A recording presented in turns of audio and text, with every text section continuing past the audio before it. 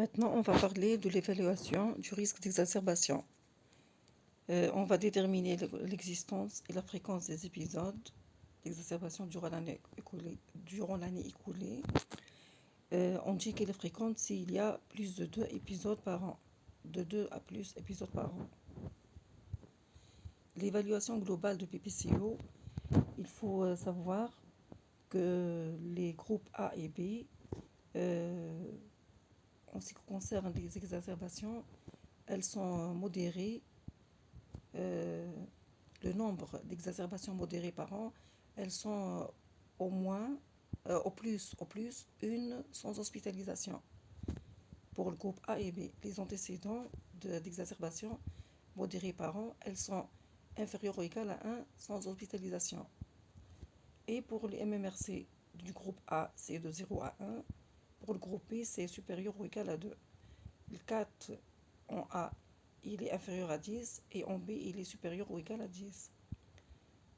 Pour le groupe E, qui est la fusion des groupes C et D de Gold 2009, puisqu'en Gold 2009, ce que diffère le Gold 2009 de 2024, c'est que en 2009, il y avait un groupe C et D. Par contre, en 2024, on a fusionné les groupes C et D en groupe E. Le groupe E ne tient pas compte des symptômes, mais il exige des antécédents d'exacerbation modérée par an de 2 au plus, ou au moins une exacerbation avec hospitalisation.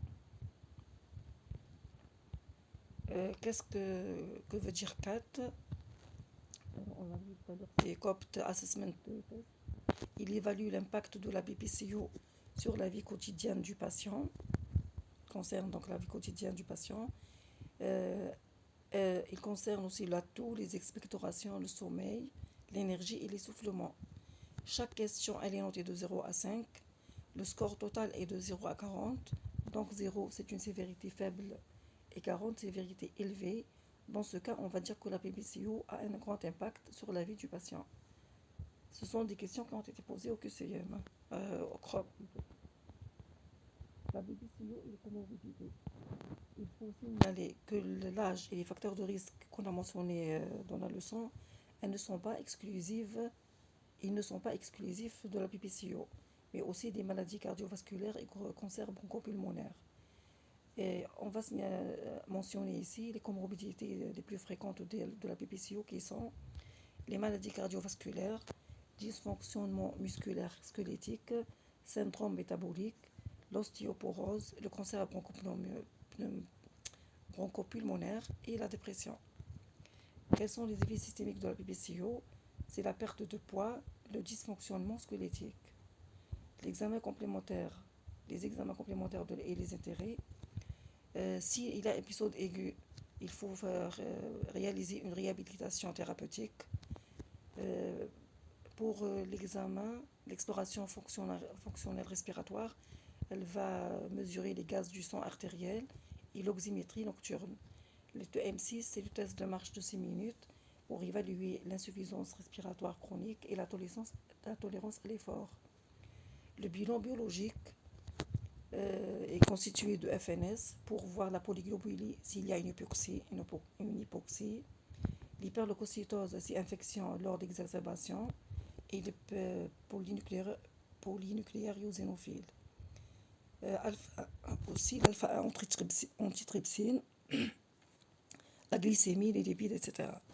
Les autres investigations, ECG, échocardiographie. L'évolution et les complications. Tout expectoration va entraîner dyspnée progressive, puis exacerbation, puis comorbidité, puis insuffisance rénale et insuffisance respiratoire chronique, et en plus complications. L'insuffisance rénale respiratoire chronique, c'est quand il y a pression partielle d'oxygène inférieure à 60 mm3, et OLD, oxygénothérapie longue durée, pression partielle d'O2 inférieure à 55 mm3. C'est-à-dire quand on va réaliser une oxygénation longue durée, c'est quand il y a pression partielle d'O2 inférieure à 55. Et on va admettre qu'il y a une IRC s'il y a une PaO2 inférieure à 60 mm mercure. Le pronostic.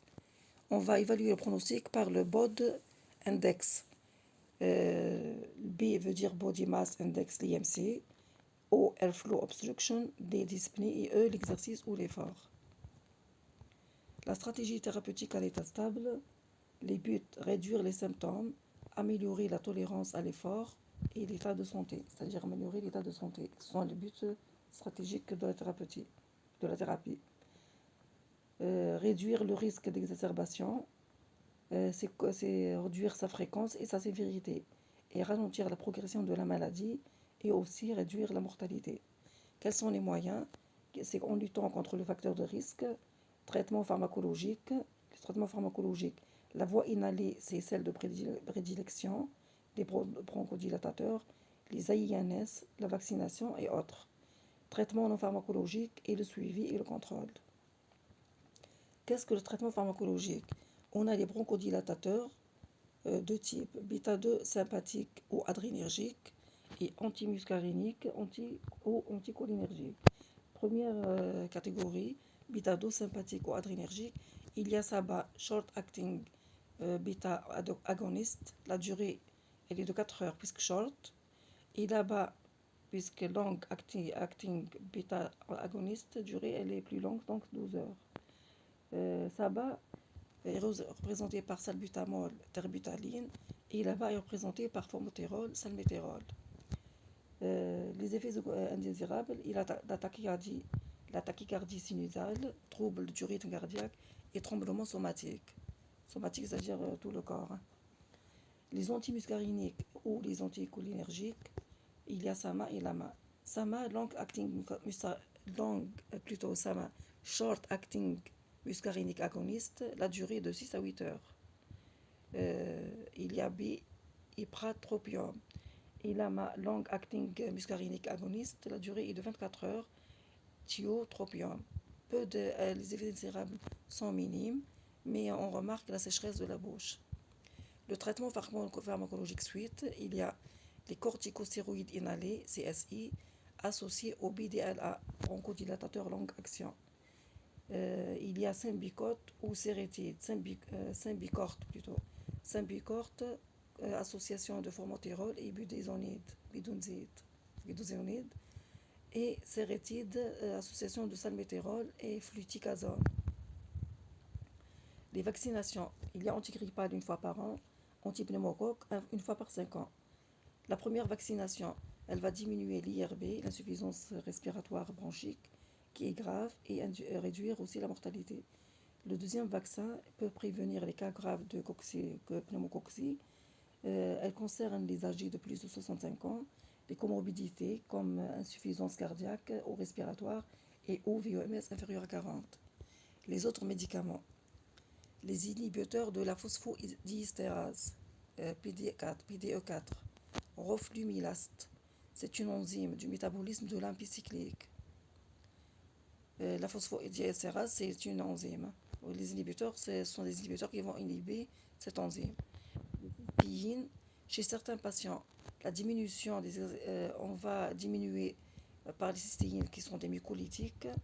Ils vont diminuer les exacerbations sans utilité de CSI chez certains patients. Les antibiotiques macrolides, azithromycine, pour les anciens fumeurs non améliorés malgré un traitement approprié. Qu'est-ce que le traitement non pharmacologique? C'est l'éducation thérapeutique. Premièrement, l'éducation thérapeutique qui va impliquer le malade à s'auto-prendre en charge.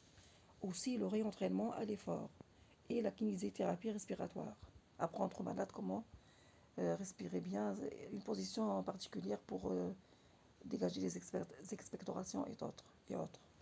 Aussi un suivi nutritionnel s'il a une malnutrition, les traitements des comorbidités et le soutien psychologique. Les situations particulières, on a oxygénation longue durée, 18 heures par jour, quand il y a une hypoxie de repos sévère, c'est-à-dire pression partielle d'O2 inférieure ou égale à 55 mm mercure et saturation d'oxygène inférieure ou égale à 88%. Ventilation non invasive, c'est au long cours plutôt, s'il y a hypercapnie chronique sévère et antécédent d'IRA, insuffisance respiratoire aiguë. La réduction du volume pulmonaire par chirurgie ou bronchoscopie interventionnelle si l'emphysème est invalidant. Dernier recours, il y a greffe pulmonaire si la BPCO est très sévère avec cœur pulmonaire chronique. Merci pour votre attention. J'aimerais que la leçon a été bien expliquée. Et comme je vous ai dit en avant, comme je vous ai dit hier et avant-hier, s'il y a des commentaires, mettez-les sur la vidéo et merci.